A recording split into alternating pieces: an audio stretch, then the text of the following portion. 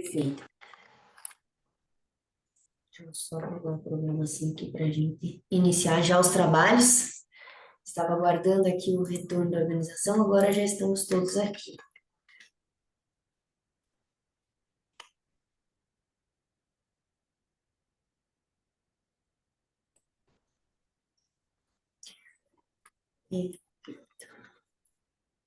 Então, bom dia a todas e todos. Meu nome é Miriam Olívia.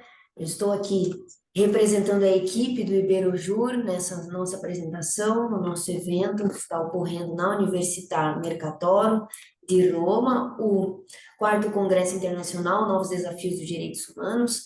É uma honra ter todos e todas apresentando seus respectivos trabalhos. Eu relembro, então, que no nosso painel, assim como nos demais, vocês terão 10 minutos de apresentação e, ao final, poderemos abrir para o debate, mas a organização orientou nesse sentido, de que nós seguíssemos com as apresentações para que, ao final, trabalhássemos o debate. Então, sem mais delongas, passarei a palavra para a professora Sayonara de Andrade Veras e a professora Kátia Cristina Oliveira e Silva e Caiama Souza de Lima, da UNESA, para apresentar o trabalho Pornografia de Vingança, uma violência de gênero na sociedade digital. Professoras possuem 10 minutos para a apresentação. Me chamo Sayonara Veras, como a professora apresentou. Agradeço a oportunidade de estar trazendo um trabalho que foi divulgado em sala de aula pelo doutorado. A pornografia de vingança, uma violência de gênero na sociedade digital. Este trabalho, ele analisa a pornografia de vingança como uma forma de violência de gênero contra mulheres no ambiente digital, onde o anonimato facilita a perpetuação da violência, da violação.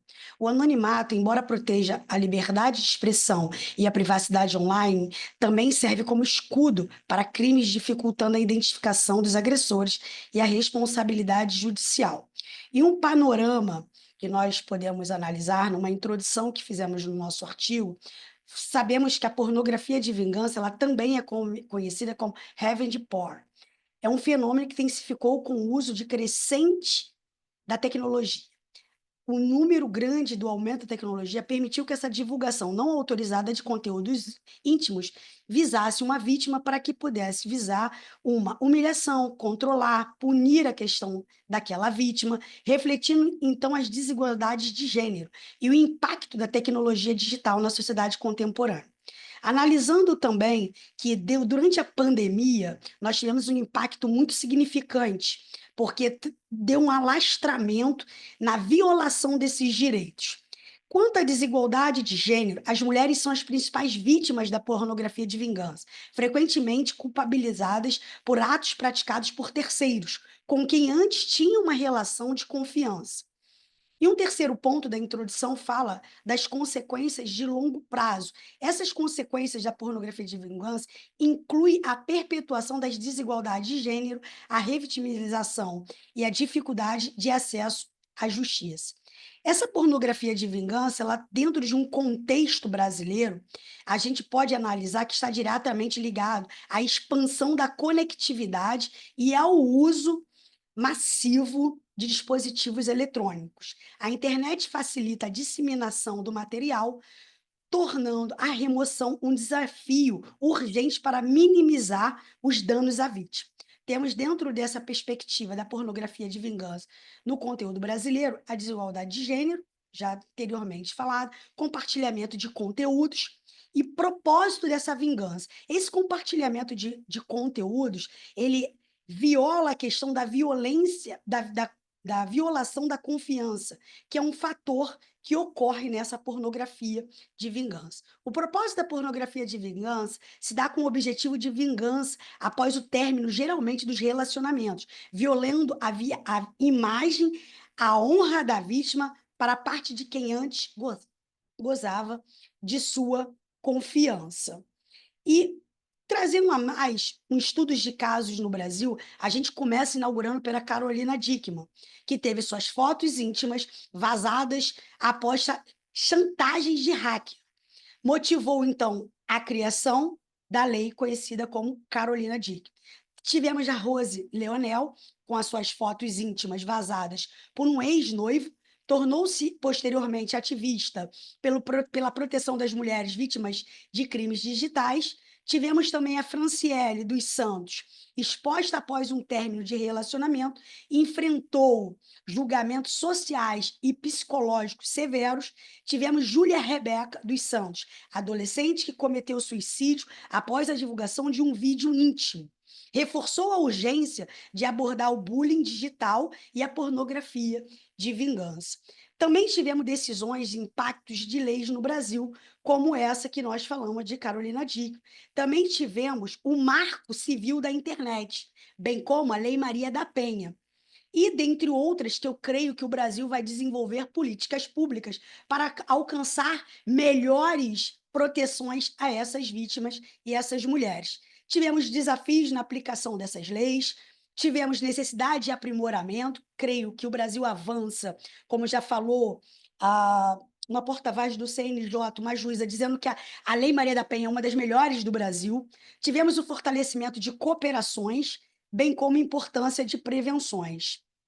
Nós também trouxemos, no nosso artigo, casos internacionais, como Erin Andrews, dos Estados Unidos. Ela foi filmada secretamente em um quarto de hotel e venceu a ação judicial posteriormente, destacando a responsabilização daquela empresa. Tivemos também Jennifer Lawrence e o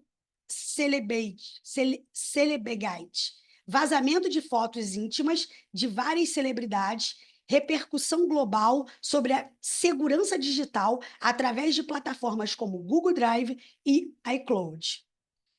E nós também trouxemos outros casos internacionais, como Liet Julian, que em 2012 teve também suas fotos íntimas vazadas, divulgada na escola, num site de pornografia, que impactou profundamente a saúde mental daquela jovem na época. Então, ela inverte de forma positiva para ela e se torna uma ativista de uma causa e organiza os direitos civis e cibernéticos para proteger, gerando, assim, várias marchas e campanhas para legalizações específicas contra esse tipo de abuso.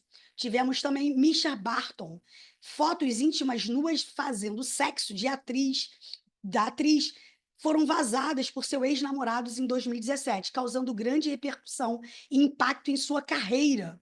Também tivemos a Associação Stop Violência de Gênero Digital, associação espanhola que oferece suporte às vítimas contra os crimes de informática, ciberbullying, pornografia de vingança, para a proteção e identificar, e também proteger e educar através de uma equipe multidisciplinar.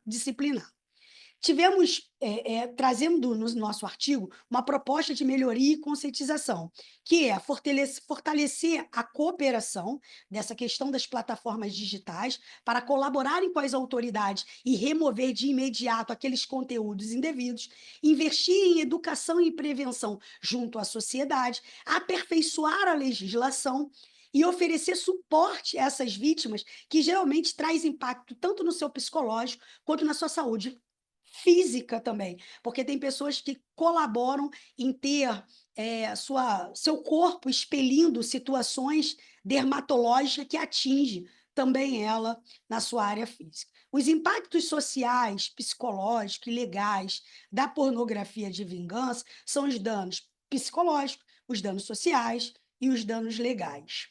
A evolução da legislação começa em Lei Carolina Dickmann, Marco Civil da Internet, criminalização da pornografia de vingança, lei de proteção de dados, para que essas pessoas pudessem ter ali a sua proteção. Trouxemos também, diante de sermos do Estado do Rio de Janeiro, dentro do Tribunal de Justiça do Rio de Janeiro, uma estatística que, em 2024, nós tivemos 91 julgados de pornografia de vingança, e em andamento estava, ainda no ano de 2024, 404 casos, bem como deram entrada na justiça local 247 novos casos de pornografia. Analisando o TJ do Rio de Janeiro pela Lei Maria da Penha, em 2018 nós não tivemos um problema com as mulheres de estupro, sexo ou pornografia de vingança.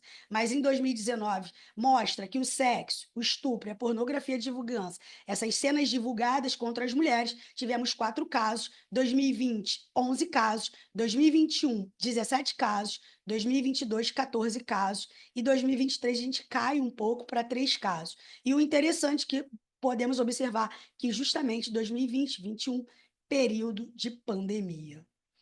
E dando uma continuidade aqui e para trazer um encerramento, a importância da conscientização com base na agenda de 2030. Nós temos 16 dias de ativismo, nós temos o Objetivo de Desenvolvimento Sustentável número 5 e o Objetivo de Desenvolvimento Sustentável número 16. E, posteriormente, encerro a minha fala com uma conclusão. A pornografia de vingança é um crime grave que causa danos irreparáveis às vítimas. A legislação brasileira tem avançado no combate a esse crime, mas ainda está muito precoce e ainda tem muita coisa a ser feita. A conscientização da sociedade, a atuação do sistema de justiça e a cooperação entre as autoridades e as plataformas digitais são fundamentais para garantir a proteção das vítimas e a punição dos agressores.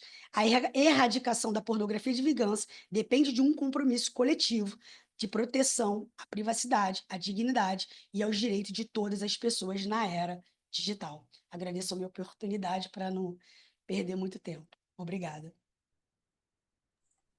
Muito obrigada, professora. Excelente apresentação. Avançamos, então, para o nosso próximo trabalho, também das professoras Sayonara, Kátia e Kayama, sobre o tema Direito ao Esquecimento na Era Digital, uma análise comparativa entre Brasil e Portugal. Bem alinhado com o tema anterior, né, professora? Estou ansiosa para ver, então, essa nova conclusão das doutoras. Boa tarde, me chamo Kayama, vou apresentar o artigo intitulado O Direito ao Esquecimento na Era Digital, uma análise comparativa entre Brasil e Portugal. O direito ao esquecimento surgiu como uma construção jurídica dinâmica refletindo os desafios da era digital na relação entre privacidade e liberdade de expressão. Para o artigo, estudamos a abordagem desse direito em Portugal e no Brasil, destacando avanços normativos e portugueses sustentados pelo Regulamento Geral de Proteção de Dados e os desafios brasileiros marcados por interpretações divergentes e dificuldades práticas na aplicação da legislação.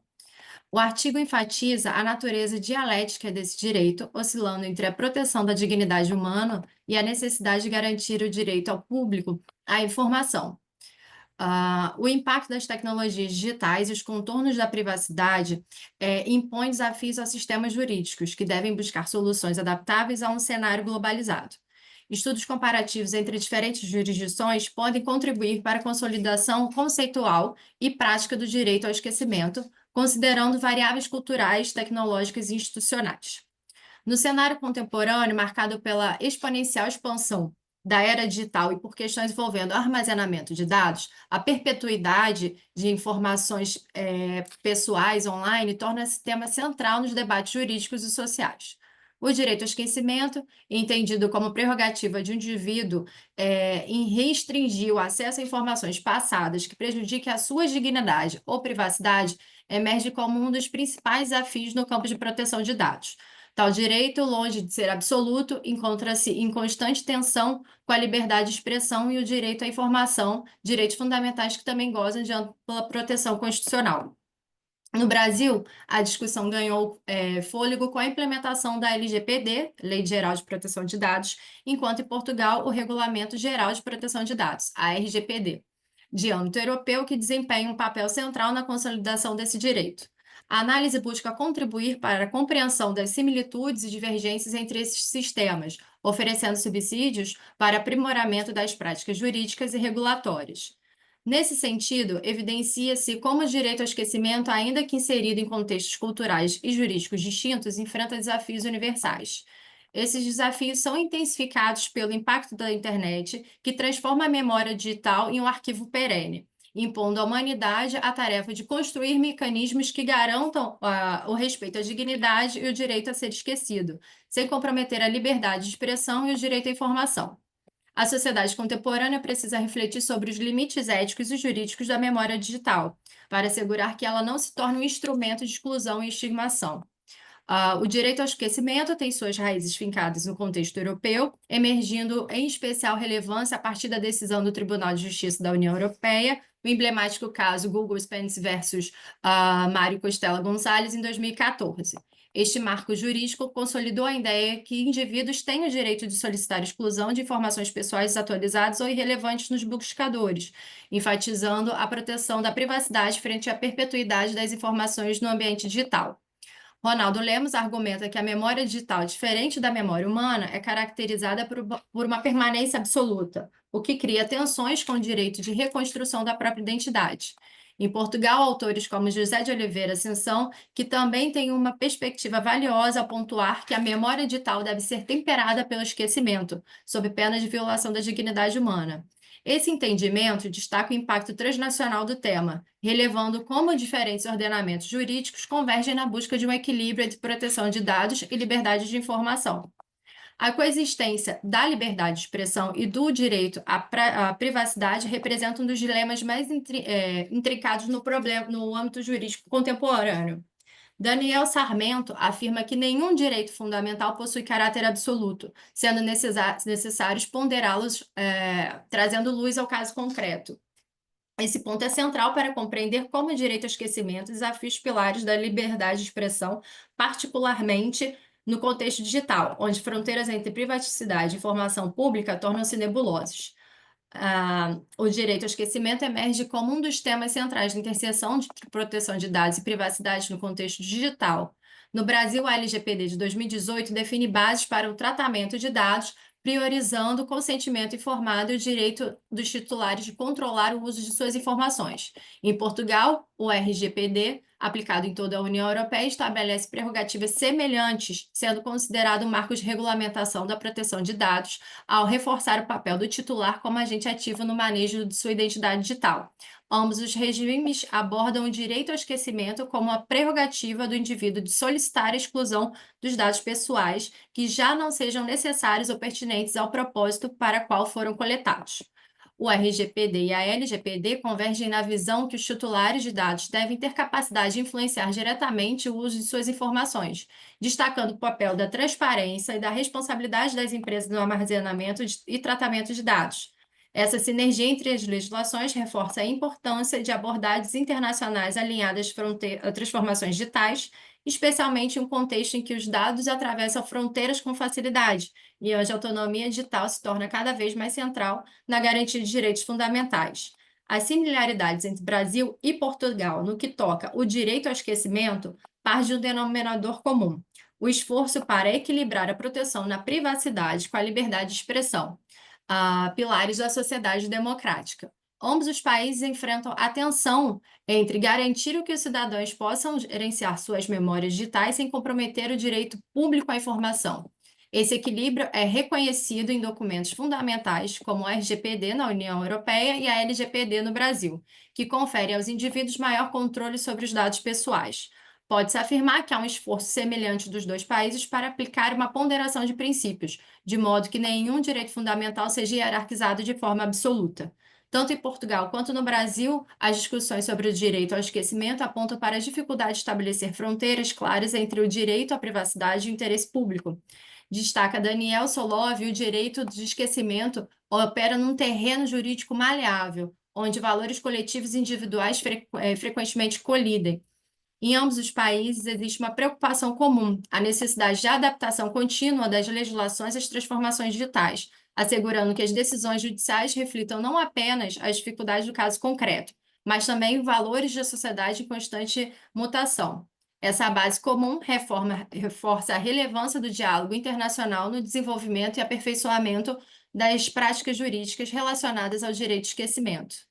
Tanto no Brasil quanto em Portugal, enfrentam desafios compartilhados como a resistência das plataformas e atacar decisões judiciais sobre a exclusão de dados pessoais, o que reflete um fenômeno global, onde os interesses comerciais muitas vezes sobrepõem aos direitos fundamentais dos indivíduos.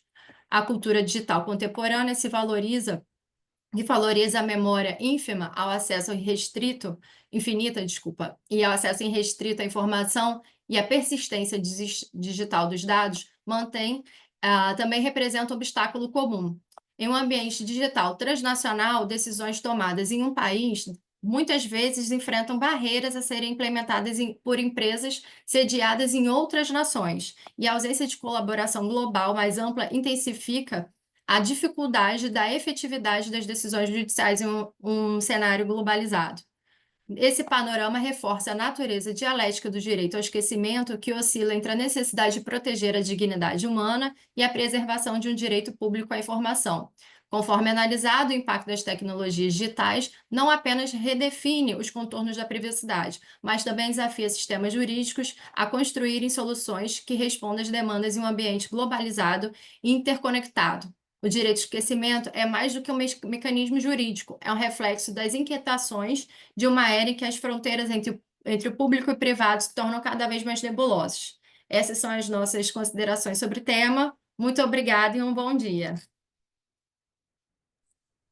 Muito obrigada, professora Kayama. Vou passar para a próxima apresentação, então, das professoras Adriane Bouzan Souza e Gabriela Bouzan Souza, sobre o tema Direitos Humanos em Saúde e a perspectiva do paciente como consumidor no contexto hospitalar sobre o viés brasileiro e internacional. 10 minutos para a apresentação. Perfeito. Então, bom dia a todos. É uma honra estar presente nesse evento. Já vou passar aí para a apresentação para que a gente não extrapole o tempo. Então, como bem já foi estipulado, né? O nosso trabalho se intitula Direitos Humanos na Saúde, e nós vamos trabalhar aí a perspectiva do paciente como consumidor aí no contexto hospitalar. Meu nome é Gabriela Bouza Souza e eu estou fazendo em coautoria esse trabalho com a Adriane, para que nós possamos trabalhar bem essa questão jurídica e também da saúde. Então, eu sou advogada, especialista em Direito Médico e da Saúde em Direito Civil, e sou mestranda em Direito Público pela Universidade do Rio dos Sinos, no Brasil, e bolsista no Programa de Excelência Acadêmica. A Adriane, por sua vez, é médica, e por isso que nós estamos fazendo essa junção de conhecimento na área do direito, na área da saúde. Então, o nosso estudo, ele se propõe exatamente a analisar essa posição do paciente como consumidor de serviços de saúde hospitalares e a compatibilidade do cumprimento dos direitos humanos no acesso a esses serviços. E aí nós vamos analisar no nosso estudo algumas disposições e declarações. Então, em âmbito internacional, nós vamos analisar a Declaração Universal dos Direitos Humanos, nós vamos analisar também as diretrizes das Nações Unidas, e no âmbito nacional, a âmbito de Brasil, nós vamos analisar aí a Constituição Federal, o Código de Defesa do Consumidor, entre outras aí, legislações aplicáveis. Então, o objetivo do nosso estudo é exatamente entender se essas disposições legais e normativas de proteção aos direitos humanos e de proteção aos direitos do paciente se harmonizam, né, com a realidade, com a dignidade da pessoa humana, com o direito à saúde e à transparência no atendimento médico. Então, lá na Declaração dos Direitos Humanos, a gente já tem no artigo 25 o direito de toda pessoa a ter um padrão de vida adequado. E isso também inclui o direito à saúde, né?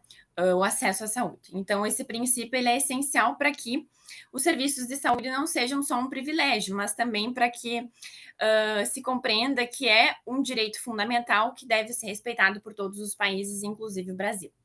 Em âmbito nacional, nós temos a Constituição Federal de 1988.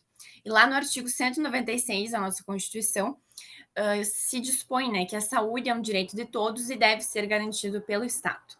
Também, em âmbito de Brasil, nós temos o Código de Defesa do Consumidor, que, lá no artigo 6º, tem a garantia do direito à informação clara e adequada. Então, no nosso trabalho, nós trazemos exatamente a perspectiva do paciente como consumidor dos serviços hospitalares. Logo, então, essas disposições trazidas no Código de Defesa do Consumidor e as diretrizes trazidas pela ONU de proteção ao consumidor devem ser aplicadas e respeitadas. E é isso que nós temos como objetivo no nosso estudo, né? Verificar se exatamente existe isso dentro da prestação dos serviços hospitalares. Então, o paciente destinatário aí dos cuidados médicos, ele pode ser considerado um consumidor de serviços. É essa a conclusão que a gente visa trazer. O que implica na obrigação de transparência das informações, o consentimento informado e o respeito à autonomia do paciente, que é um pouco que a Adriane vai trazer para nós. E isso aí também está dentro do Código de Ética Médica.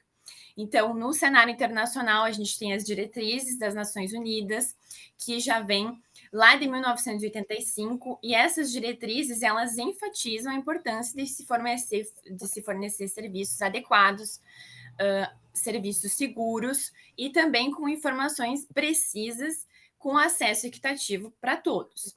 Então, o nosso objetivo é verificar se no Brasil o paciente é tratado efetivamente como consumidor e se essas normas de proteção aos consumidores são aplicadas de forma consistente no setor da saúde. Então, a metodologia que a gente está adotando nesse trabalho é o método hipotético dedutivo e também a revisão bibliográfica dessas normativas nacionais e internacionais, e também os estudos de ética médica e dos direitos dos pacientes, que entra bastante na seara aí da medicina.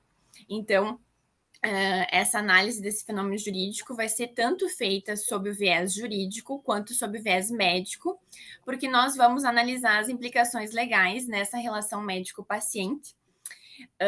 E, então, portanto, a gente espera aí que esse estudo revele as lacunas existentes na aplicação dos direitos dos pacientes como consumidores e possíveis falhas na implementação das políticas de saúde aí que respeitem os direitos humanos, né?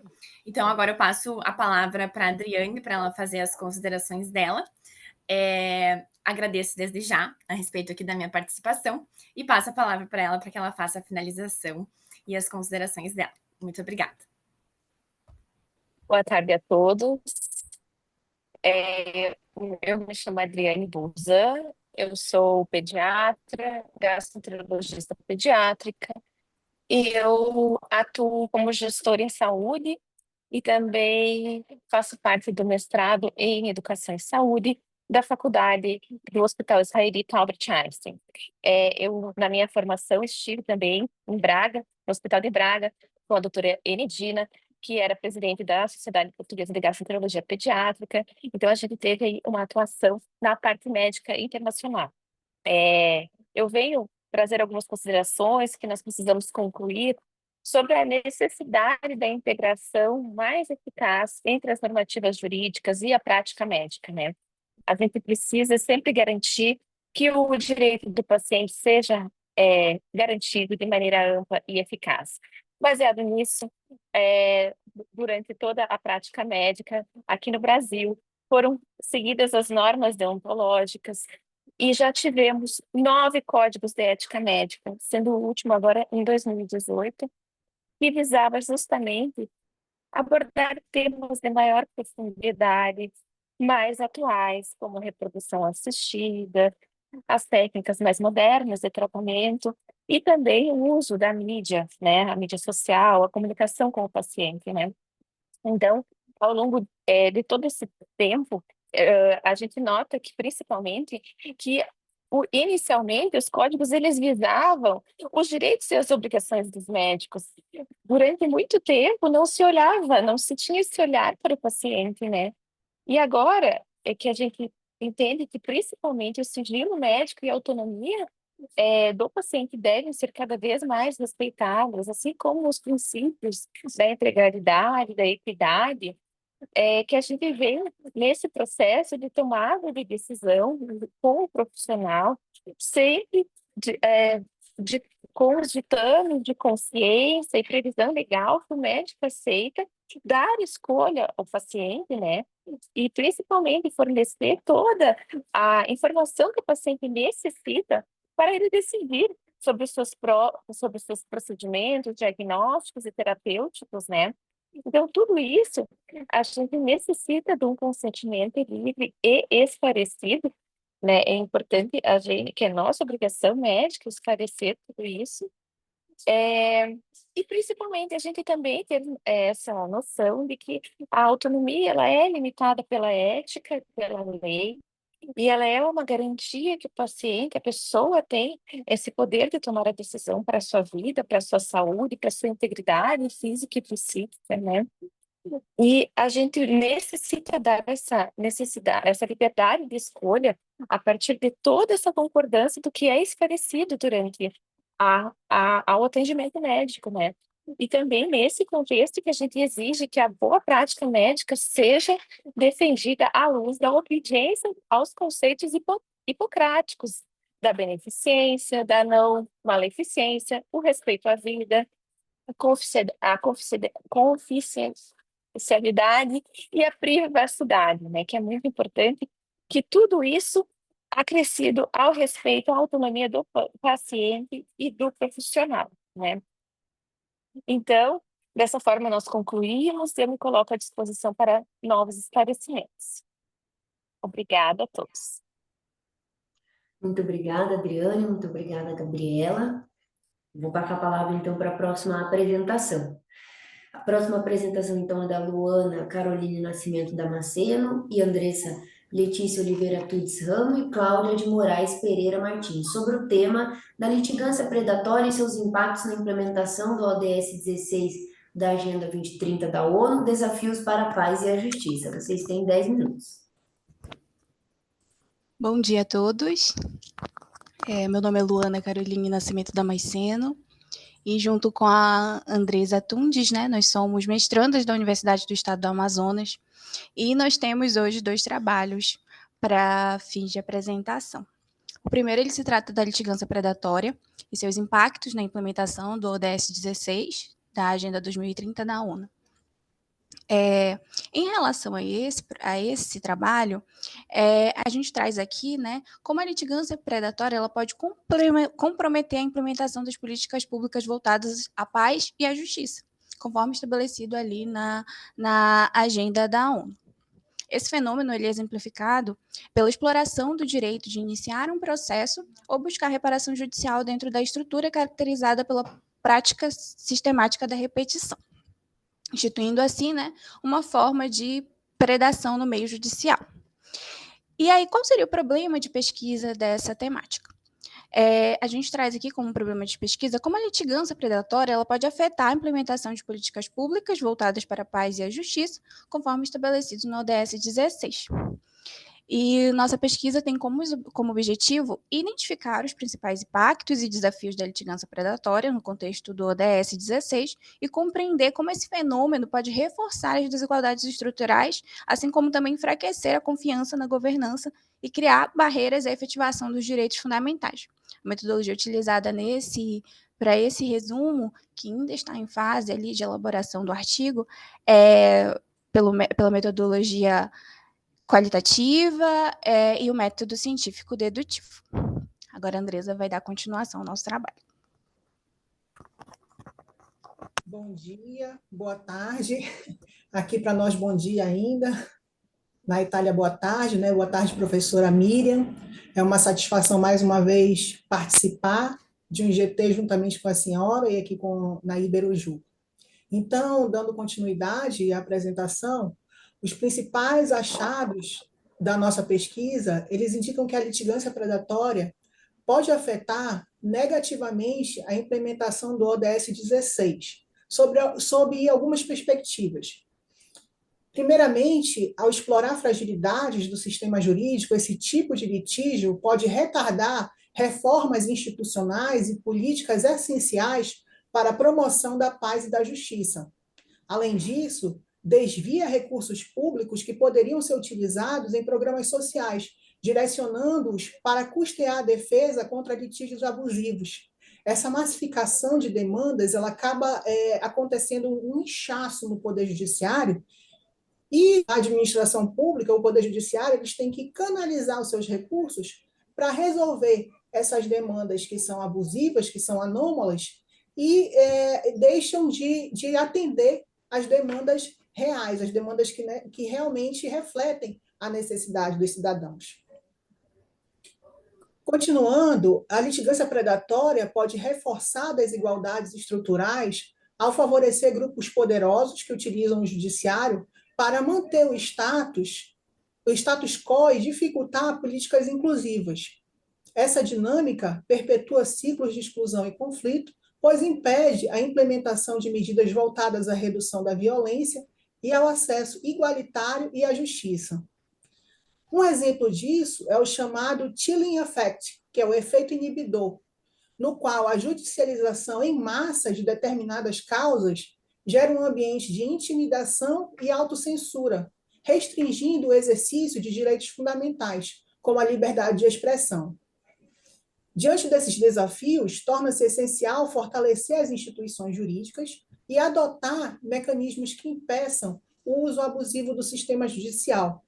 Medidas como a promoção da transparência, o incentivo à governança participativa e a aplicação rigorosa de sanções contra litígios de má-fé podem contribuir para reduzir os impactos negativos da litigância predatória. Nesse sentido, iniciativas como a Recomendação 127 do Conselho Nacional de Justiça demonstram a importância de regulamentações que visam inibir práticas que comprometam a paz, a justiça e a efetividade das políticas públicas.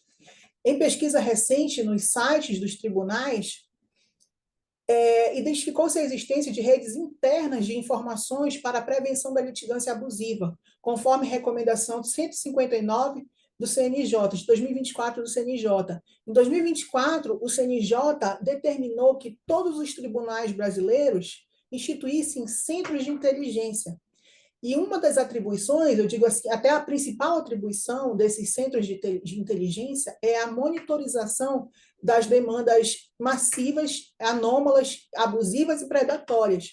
Dentro desses centros de inteligência, inclusive há o chamado painel de BI, com dados sobre os litigantes predatórios, os principais litigantes predatórios, estudos jurídicos, e que facilitam, de alguma forma, que o magistrado ele tenha esse conhecimento amplo acerca da litigância predatória, lógico, em um ambiente seguro, porque são dados sigilosos, e que podem facilitar que eles detectem esses casos de demandas massivas. Dessa forma, conclui-se que a litigância predatória desafia a implementação do ODS 16, obstruindo políticas essenciais à construção de sociedades pacíficas e justas. No entanto, o fortalecimento do Estado de Direito e o aprimoramento das instituições jurídicas podem mitigar seus efeitos, garantindo que o sistema de justiça seja utilizado de maneira legítima e alinhado aos princípios democráticos e ao desenvolvimento sustentável. Essa foi o breve resumo, né, a breve explanação acerca do primeiro trabalho que nós vamos apresentar. Muito obrigada, professoras. Então, já retomo a palavra para as senhoras para a apresentação do segundo trabalho, a Política Nacional de Resíduos Sólidos como instrumento de inclusão social dos catadores de materiais recicláveis. Muito obrigada. Então, iniciando a apresentação do segundo trabalho, a coleta seletiva ela é uma atividade fundamental para a gestão dos resíduos sólidos e para a promoção da sustentabilidade. E tem sido, historicamente, ligada à figura do catador de resíduos sólidos. E esses profissionais, por muito tempo, foram invisibilizados e marginalizados, mas desempenham um papel crucial na cadeia de reciclagem. A integração desses catadores em sistemas formais nem sempre traduz as melhores condições de trabalho e os benefícios econômicos, a necessidade de políticas que não apenas reconhecem catadores, mas também capacitem a trabalhar com dignidade e a garantir os seus meios de subsistência. Ele veio à tona principalmente com o Fórum Nacional do Lixo e Cidadania, que foi um evento da Unicef realizado em 1998. E esse evento ele possibilitou a criação de plataformas participativas, nas quais os catadores podem interagir com o governo, levando a uma melhor governança e a formulação de políticas que considerem suas necessidades. Mas um avanço significativo aconteceu com o advento da Lei 12.305 de 2010, que é a chamada Política Nacional dos Resíduos Sólidos. E essa lei conferiu aos catadores um status legal de protagonistas ativos na gestão de resíduos sólidos. Apesar desse reconhecimento, ainda surge uma grande discussão que configura o nosso problema de pesquisa, que seria em qual medida a Política Nacional de Resíduos Sólidos tem sido capaz de promover a inclusão social dessa categoria. Então, nesse momento, eu passo a palavra à Luana, que vai dar continuidade à explanação do tema. Obrigada, Andresa. Então, apenas para finalizar, né, essa parte dessa temática tão importante, o objetivo dessa pesquisa é analisar ali a discrepância entre as disposições da Política Nacional de Resíduos Sólidos e entre essas disposições e a realidade vivenciada por esses trabalhadores, considerando não só os desafios relacionados às condições de trabalho, mas também a remuneração e o apoio institucional da categoria. Além disso, a pesquisa também busca refletir sobre a contribuição dessa política para a mudança da percepção da sociedade sobre esses profissionais e o impacto, né, obviamente, na valorização da atividade, assim como também discutir a importância das cooperativas e o papel do poder público na promoção dessa inclusão. Como resultados parciais, já que, considerando que ainda é um resumo que está em fase ali de elaboração de artigo, foi possível verificar que, embora a política nacional reconheça o papel fundamental dos catadores na gestão de resíduos, a implementação ainda é desafiadora, tendo em vista que a inclusão social dos catadores ela passa pela organização em cooperativas e associações. Estas, por sua vez, infelizmente, ainda não possuem um suporte financeiro e nem estrutural adequado por parte das prefeituras, em razão de um planejamento municipal coordenado e eficiente que leve em consideração as diretrizes da Lei 2.305 de 2010. Muito obrigada. Muito obrigada, professoras. Excelente trabalho. Logo mais, acredito que teremos tempo para o debate. Passo a palavra, então, para os professores Sebastião Felipe Lucena Pessoa e Renato Bernardi, sobre o tema A Conexão entre Sustentabilidade e a Redução das Desigualdades no Maranhão, um estudo sobre a ODS 10 da ONU e o novo Marco Legal do Saneamento Básico. Os senhores têm 10 minutos para a apresentação. Obrigado, professora. Meu nome é Renato Bernardi. Eu sou professor do programa de pós-graduação da Universidade de Marília, interior do estado de São Paulo. Esse artigo ele foi produzido em conjunto com o Sebastião Felipe, que é meu orientando lá no PPGD, mas infelizmente ele não pôde comparecer, então eu faço a apresentação aqui do artigo. A ideia do artigo, na verdade, o objetivo dessa apresentação é trabalhar com os achados do artigo que foi apresentado, destacando a relação entre saneamento básico, educação, redução das desigualdades e sustentabilidade, levando isso a estudo com foco nos impactos da criação, do novo Marco Legal de Saneamento Básico, especificamente no estado do Maranhão, no Brasil. Por que o estado do Maranhão? Porque o Sebastião Felipe, ele é um servidor público no estado do Maranhão e faz o mestrado na Universidade de Marília. Por ele trabalhar numa cidade pequena no Maranhão, ele tem essa vivência da realidade dos problemas causados pela falta de saneamento básico. Esse é o objetivo do estudo, então, e por isso foi escolhido o estado do Maranhão. Para iniciar essa nossa exposição, a gente pode partir da pergunta: por que o saneamento básico é essencial para reduzir as desigualdades? A contextualização que a gente pode fazer é que no estado do Maranhão são muito baixos os índices de saneamento. Aproximadamente 20% da população do estado tem acesso a saneamento básico. E essa redução desse acesso causa um impacto muito grande na saúde, na educação e no desenvolvimento. O saneamento básico, para gozo de direitos humanos, ele é tão importante que a ONU elegeu o Objetivo de Desenvolvimento Sustentável número 10, com foco nas desigualdades e no acesso equitativo a serviços essenciais prestados por políticas públicas. A Lei de 2020, que é a Lei 14.026, é o novo marco legal do saneamento. E a aplicação dela tem em vista a redução dessas desigualdades em termos de saneamento e pretende universalizar o acesso ao saneamento básico até o ano de 2033. O saneamento básico, ele afeta sobremaneira a qualidade de vida e a economia da comunidade. Para se ter uma ideia, no âmbito da saúde pública, o saneamento básico produz redução de doenças diarreicas e hospitalizações. No âmbito da educação, a sociedade que tem, a comunidade que tem o saneamento básico em níveis adequados, experimenta um menos absenteísmos na escola, menos crianças faltam. Com isso, melhora o rendimento dos alunos. Na economia, talvez seja a forma mais fácil de enxergar o impacto do saneamento básico numa comunidade. Cada real investido em saneamento básico gera uma economia de R$ 4,00 na saúde pública. Então, esse é um dado muito importante e impactante na saúde pública. Todos esses dados constam do nosso artigo, as fontes constam de nosso artigo, em especial o Sistema Nacional de Saneamento Básico, com os dados publicados na plataforma GovBR.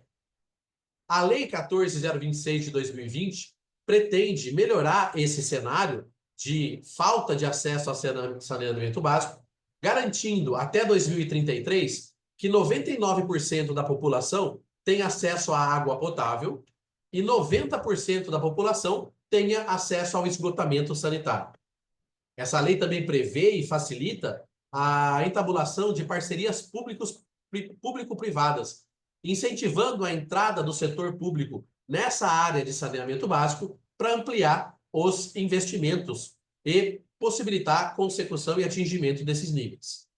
Lá no Maranhão, menos de 60%, como eu disse, da população tem acesso à água potável. Nesse caso, ainda essa parte da população que tem acesso à água potável tem um índice de perda na distribuição dessa água muito grande, cerca de 57%. Isso é causado por causa da falta de estrutura no fornecimento da água à população e também por conta de dificuldades que a gestão pública encontra na prestação desse serviço, dessa política pública de água e esgoto a ser prestado lá para a população das cidades do Maranhão, em especial as pequenas cidades. O Sebastião Felipe, por exemplo, ele trabalha na prefeitura de uma cidade chamada Tum-Tum. O nome já é pequenininho, já é característico, né?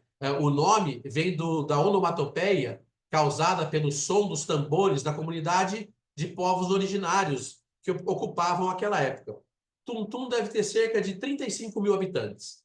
Então, imaginem no Maranhão a dificuldade de se implementar saneamento básico e quais as consequências dessa dificuldade lá na população. A pergunta-chave que se coloca, né, para a hipótese da nossa pesquisa é o que precisa ser feito para garantir o sucesso da lei lá na pequena cidade de Tum-Tum, no Maranhão. Sem dúvida nenhuma, é necessária a visão com investimentos contínuos e, obviamente, investimento na eficiência e capacitação dos gestores. Além disso, é necessário que a governança seja transparente e proponha fiscalização para evitar desigualdade no acesso e, exatamente, também o problema de perda pelo mau uso da água fornecida pelo poder público. Não basta só esse gerenciamento se não tivermos uma monitoração dos impactos da aplicação da lei. É necessário também uma implementação de uma espécie de compliance para garantir que essas metas sejam atingidas e as perdas reduzidas. Com isso, sem dúvida nenhuma, será atendido o propósito da lei do Marco Legal de Saneamento Básico, que é a redução da desigualdade e a promoção do acesso universal ao saneamento. É importante lembrar que saneamento básico não é apenas infraestrutura. Saneamento básico é justiça social. Para a gente que vive em grandes centros, a gente experimenta alguns problemas, em especial para verificar o que a falta de saneamento causa. Esses reflexos estão nas pequenas comunidades que normalmente são esquecidas, né? Aí a gente pode entrar, por exemplo, na discussão de racismo ambiental, né, do apartheid das comunidades mais vulneráveis, que não é o caso do nosso artigo, pelo menos nesse momento. Então, a ideia é exatamente essa, traçar um paralelo entre direitos humanos, desenvolvimento social e acesso ao saneamento. Foi essa a nossa intenção, essa é a apresentação que eu gostaria de fazer. Agradeço a oportunidade, professora Miriam. Muito obrigada, professor Renato. Passo a palavra para a próxima apresentação, professora Ana Clara Cabral de Souza, sobre o tema do garantismo penal de Luigi Ferrajoli como pressuposto do Estado Democrático de Direito na perspectiva ítalo-brasileira. A professora Ana Clara está presente?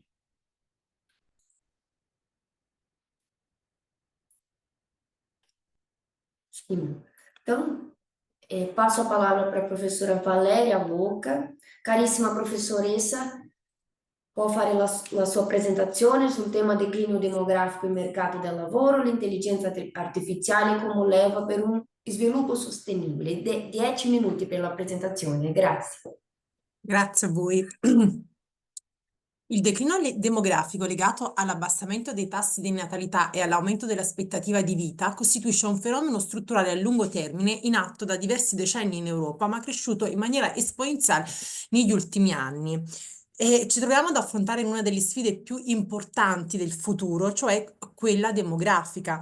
E stiamo vivendo un passaggio cruciale e unico nella storia dell'umanità, quello in cui il numero di coloro che in passato noi consideravamo anziani, cioè gli over 65, sistematicamente sta superando quello dei giovani, cioè gli under 25.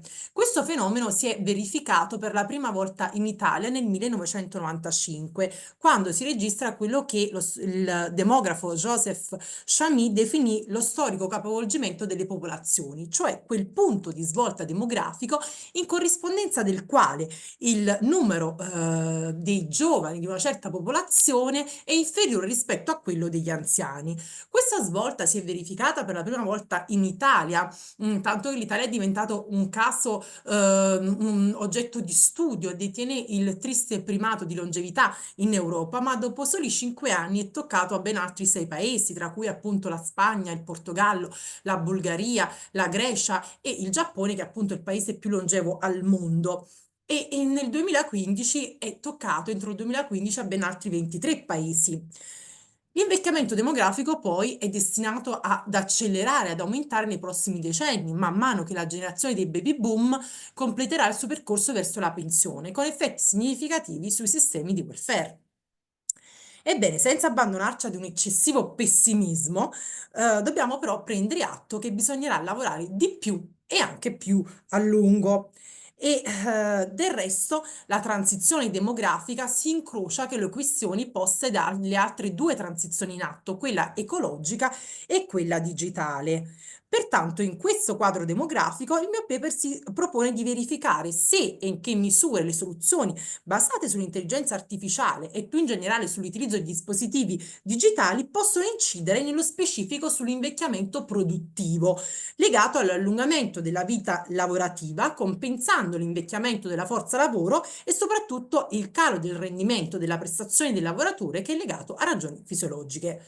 Diciamo, gli studi gerontologici rilevano che un primo decadimento delle capacità funzionali si registra già dopo i 30 anni, per poi subire un peggioramento dopo i 45, e pertanto suggeriscono l'opportunità di forme e misure di organizzazione del lavoro più attente a preservare il benessere psicofisico dei lavoratori, in modo da conservarne le capacità meglio e anche più a lungo. Si tratta di un aspetto cruciale per le aziende moderne, perché appunto i cambiamenti demografici e gli interventi nazionali di slittamento dei traguardi pensionistici spingono verso la ricerca di misure che garantiscono una permanenza più duratura e anche più produttiva. Del resto l'intelligenza artificiale si presenta particolarmente incline ad inserire nei suoi processi altamente produttivi e altamente innovativi lavoratori che hanno specifiche esigenze come quelli più anziani. Del resto l'intelligenza artificiale sta entrando a gamba tesa nei luoghi di lavoro. Secondo l'OCSE il numero delle aziende che l'hanno adottata sta aumentando e dunque l'ultimo rapporto segnala l'urgenza che vengano adottate misure di policy nazionali, sia esse legislative sia esse contrattuali, che ne regolino l'utilizzo sui luoghi di lavoro per consentire ai lavoratori di governare le transizioni in atto. Spesso sentiamo parlare di un'intelligenza artificiale che deve essere affidabile, sicura, accessibile, controllabile, ma l'intelligenza artificiale deve essere anche sostenibile, cioè deve mirare ad un sistema stabile che possa essere mantenuto nel tempo senza gravare sulle generazioni future. E l'Agenzia Europea per la Sicurezza e Salute sui luoghi di lavoro rileva che l'automazione di alcuni compiti, soprattutto quelli più ripetitivi, più faticosi dal punto di vista fisico e potenzialmente pericolosi, riduce notevolmente l'esposizione ai rischi legati allo svolgimento dell'attività lavorativa.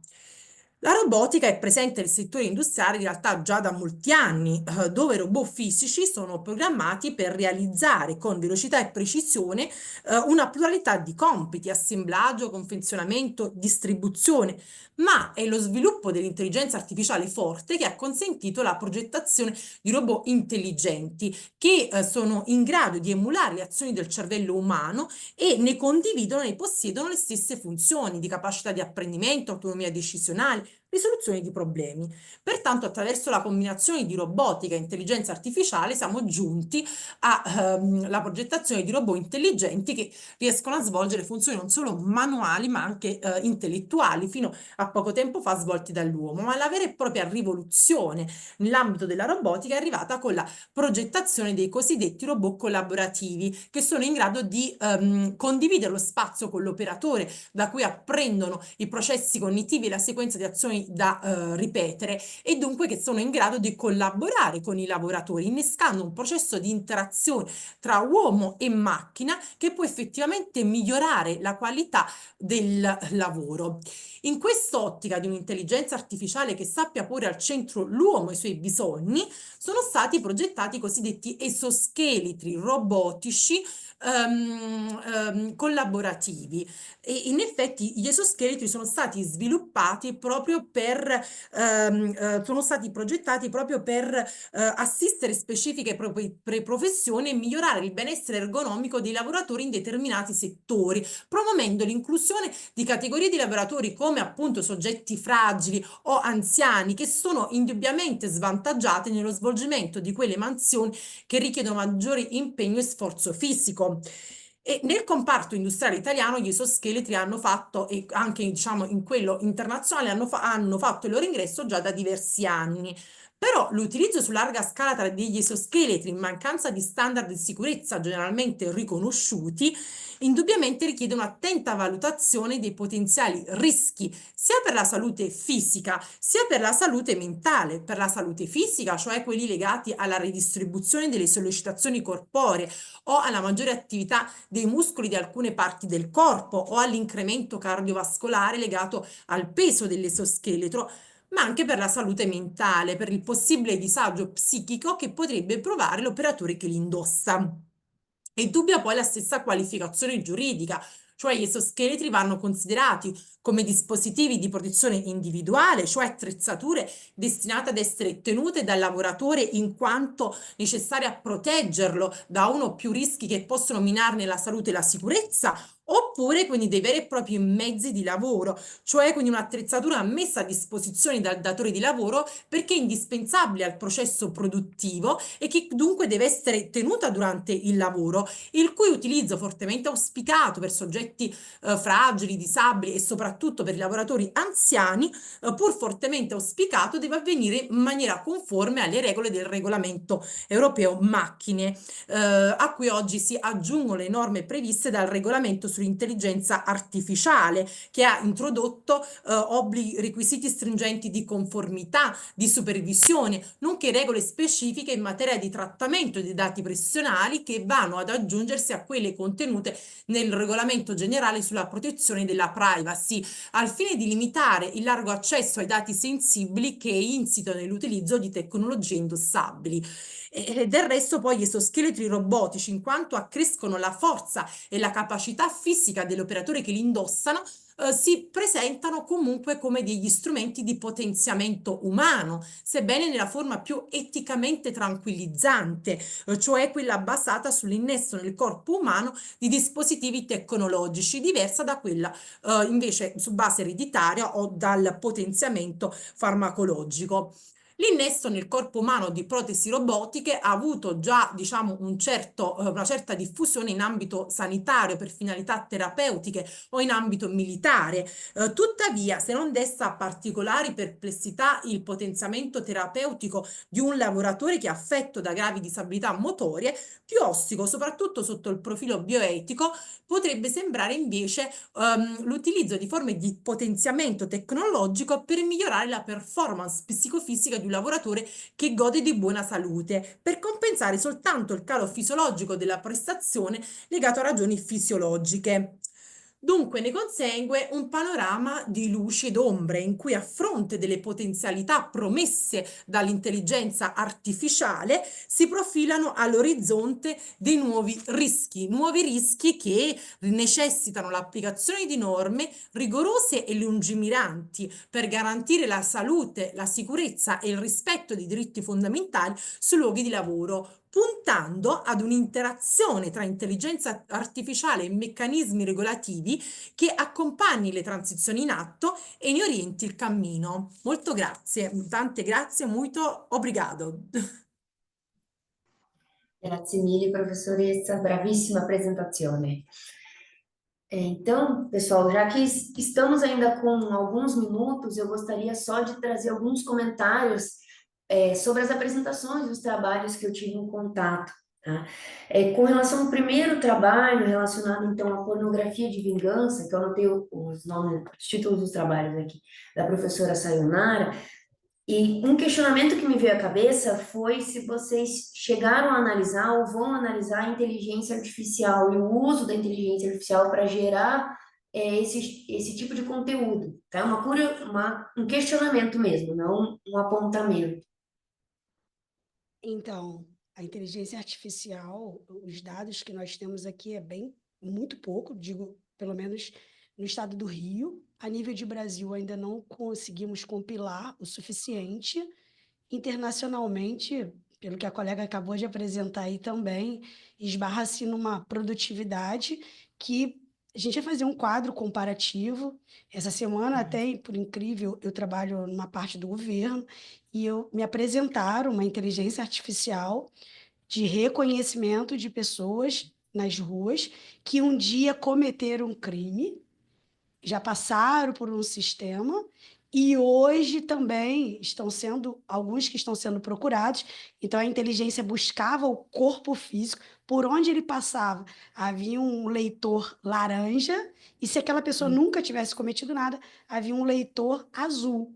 Então, assim, tudo está sendo muito novo, é bem interessante. Esse programa é de Roraima, esse programa veio de Roraima para um município aqui, não sei se a senhora conhece, em Maricá, para trazer, porque vai ser uma das cidades mais tecnológicas que nós estamos tentando implementar. Lá já tem 53 câmeras com reconhecimento facial, acredito que seja a única do Rio de Janeiro.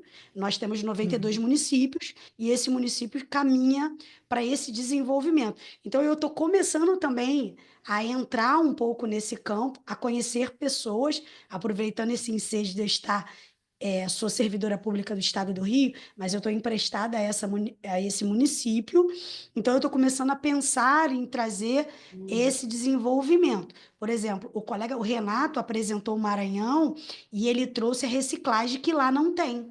A questão tem o meio ambiente, mas não tem uma reciclagem como sustentabilidade. Então, já até me trouxe um gancho, eu anotei aqui, uma coisa que ele trouxe específico, do saneamento básico, que lá também tem um pouco esse problema. Então, essa questão da inteligência artificial, nós pretendemos desenvolver, sim. Isso foi até um trabalho desenvolvido em uma determinada matéria do doutorado, que era direitos fundamentais, e trouxe para a gente esse despertamento de trazer nessa oportunidade o que nós já tínhamos produzidos. Não, perfeito, professora Sayonara. Realmente é esse debate, as ideias vão surgindo quando a gente vai tendo contato com esses trabalhos. Com relação ao trabalho de vocês sobre o direito ao esquecimento, eu achei excelente a análise, ela é bem ampla, né? Até mencionando alguns casos, e eu fiquei na dúvida se no trabalho escrito, no artigo de vocês ou outro, se vocês iriam avaliar casos específicos, porque vocês mencionaram aquele caso de 2014, mas eu fiquei na dúvida se vocês também não iriam fazer alguma abordagem casuística, assim, por curiosidade também. Caiama responde ou eu respondo? Caiama? A gente pode dividir. Pode falar, pode falar. A gente fez realmente o intuito que a gente trouxe para esse trabalho foi uma visão mais ampla de comparativa, né? A gente trouxe casos pontuais, emblemáticos que fizeram os dois países se insurgirem, debruçarem sobre o tema. No trabalho escrito que nós fizemos, nós mencionamos, mas a gente até pensa em fazer algum desdobramento especificamente do caso, porque primeiramente nesse trabalho a gente pensou em fazer mais a ponderação do comparativo como Portugal e como o Brasil, eles estão lidando com essa questão do direito ao esquecimento versus a liberdade de imprensa no âmbito principal que hoje em dia é o principal, é a globalização e como a gente lida com a internet. Né? A gente não fala mais de um direito ao esquecimento, por exemplo, no caso que a gente trouxe do Brasil, a Ida, ela foi um caso que aconteceu em 1958, em 2000, se eu não me engano, 2021, né, Sayonara? Que teve o julgamento sobre a repercussão televisiva do caso. Então, assim, nesse caso antigo, a gente tem a primeira resolução em 21 sobre o direito de esquecimento, trazendo uma perspectiva de televisão. E agora a gente tem essa dificuldade com a globalização e internet. Então, a gente quer fazer depois um desdobramento entre como a gente está hoje em dia, né, tratando o tema em si através das decisões, e como a gente está em descompasso com a realidade, e trazer esses dois casos à voga e destrinchar mais as suas peculiaridades. Sayonara, quer acrescentar alguma coisa?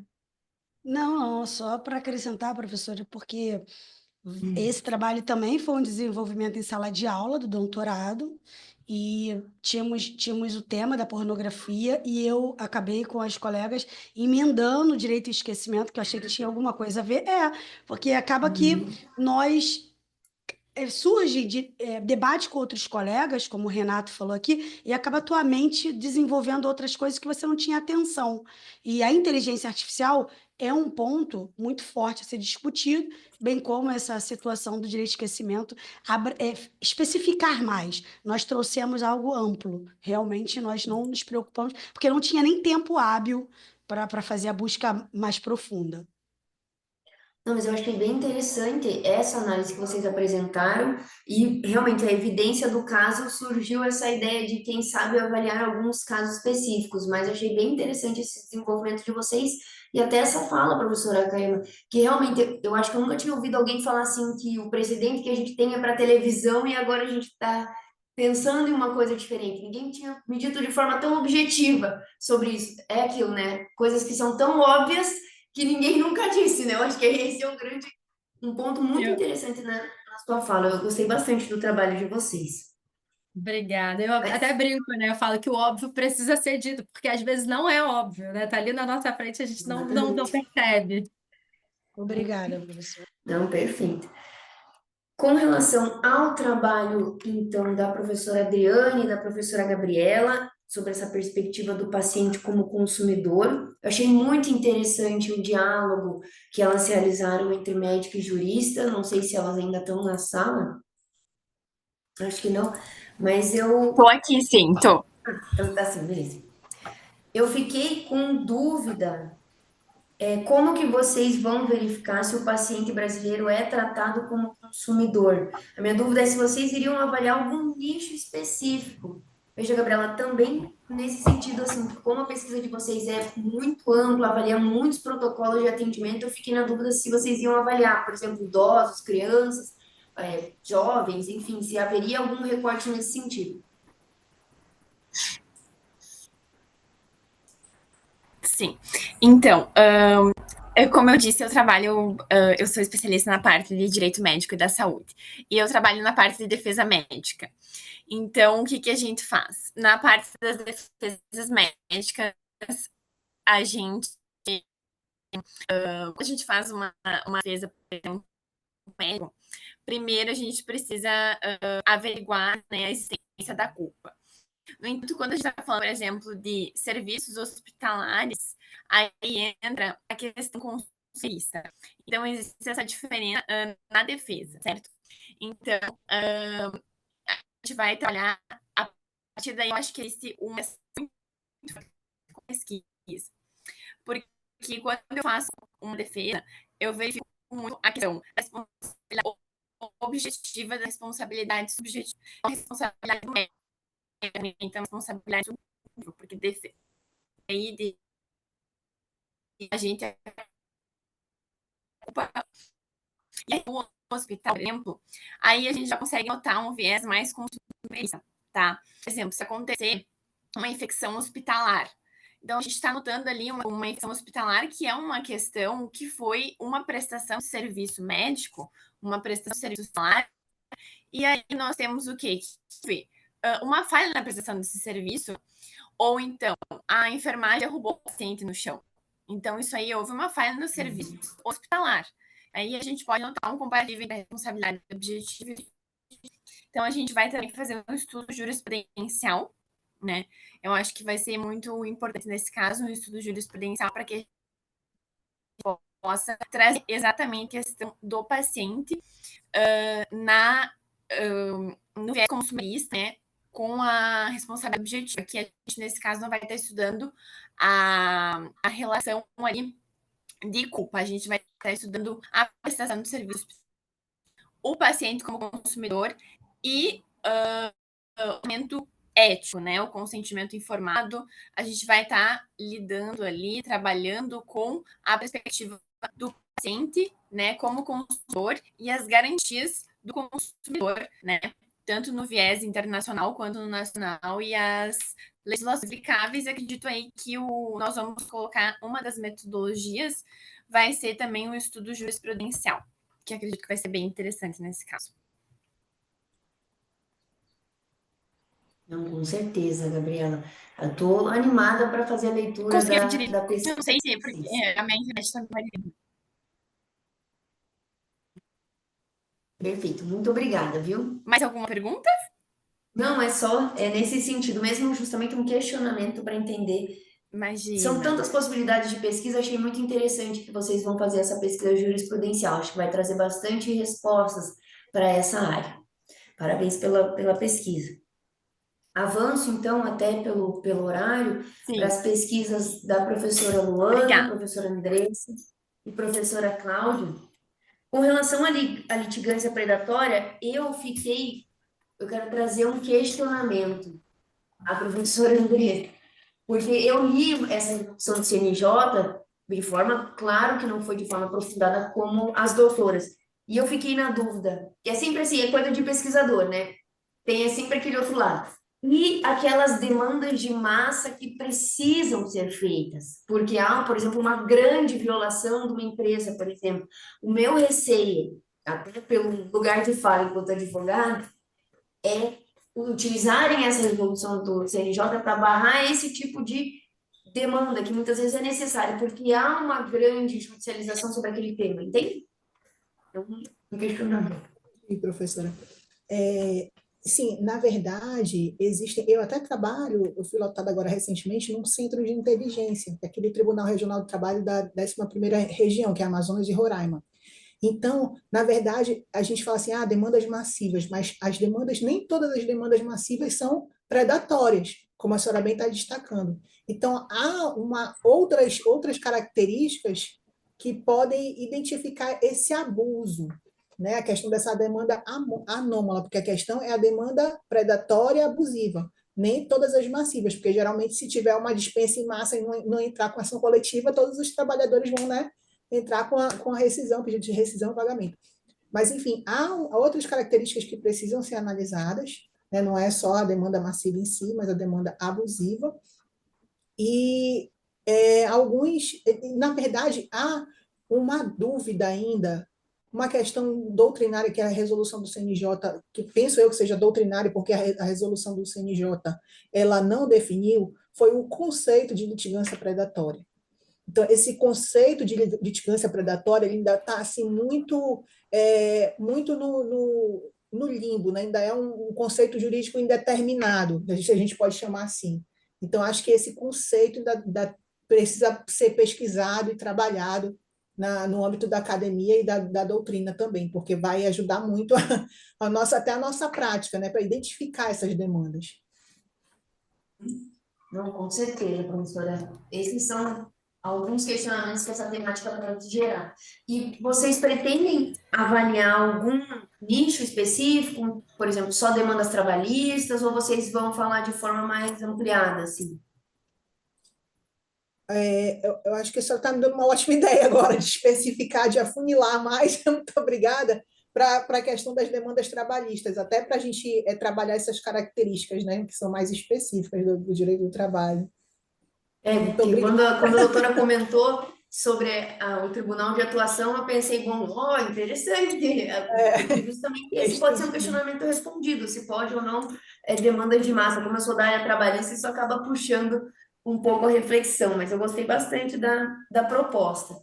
E com relação ao trabalho sobre a Política Nacional de Resíduos Sólidos, eu achei muito interessante, tá? Pensar essa inclusão social, porque tem um professor de Minas Gerais, o professor Pedro Augusto Gravatá, que fala sobre essas realidades de franja, que estão além, então, da formalidade, né? E eu achei muito interessante a forma como vocês vão avaliar, porque essa seria uma pergunta, mas na fala das doutoras, vocês explicaram a forma de avaliação dessa inclusão, eu achei muito interessante, muito prático essa proposta. Mas daí não tem perguntas nesse trabalho. Muito obrigada, professora. Não, parabéns. E professores, então, professor Renato, Sebastião, eu também achei muito interessante a pesquisa de vocês. Em especial, a minha primeira pergunta seria por que o Maranhão? Então, o professor Renato já contextualizou, e eu acredito muito nessa pesquisa, onde há uma conexão com o sujeito pesquisador, né? O professor Pierre Legrand fala que não tem como fazer pesquisa fora do sujeito, então, eu acho que esse trabalho é justamente essa teoria aplicada. E eu achei relevantíssimo, professor, essa análise de custo e redução, né? O custo do saneamento e a redução do custo na saúde, porque não é infelizmente, muitas vezes não adianta falar de direitos, mas quando a gente coloca em valores monetários, isso pode fazer um pouco mais sentido no âmbito da política. Eu achei muito interessante essa proposta, até pelo recorte. Eu acho interessante, porque muitas vezes a gente fala sobre políticas nacionais de saneamento básico, tem várias pesquisas sobre isso. Mas essas pequenas regionalidades talvez sejam o que a gente precisa falar, porque pensar numa política nacional é uma coisa, dizer que é importante o saneamento. Agora, pensar numa região que muitas vezes não tem recurso, não tem acesso, talvez é essa região que a gente precisa pensar para muitas vezes adequar a política nacional, né, professor Renato? Achei muito, muito relevante o trabalho dos senhores. Obrigado, professora, obrigada, e por ter atentado, inclusive, sobre essa pesquisa regional, né? O Sebastião Felipe, ele trabalha lá e as dificuldades que ele encontra na prefeitura, ele traz para a pesquisa. Então, isso tem sido muito interessante, o ganho para a academia tem sido muito grande por conta desse aspecto prático, né, concreto. E a questão da economia, eu acho que é o modo mais fácil de se atingir o político. Não adianta querer falar sobre direito para ele. Vamos falar, se você fizer aqui, você vai economizar aqui. Né? Eu acho que essa é a forma de sensibilizar o político para mudar a política pública. Uhum. Com certeza, parabéns, professor Renato. Estou ansiosa também pela leitura deste trabalho e outros que espero que venham também. E com relação à professora Valéria, só verificar então se a Ana Clara Cabral de Souza está presente? Não, não está. Então, professora Valéria, sua análise é molto interessantissima, perché quando pensiamo al lavoro e alla tecnologia, pensiamo alla fine del lavoro. Eu non ho mai visto questa prospettiva del declínio demográfico e della possibilità della tecnologia per l'inclusione.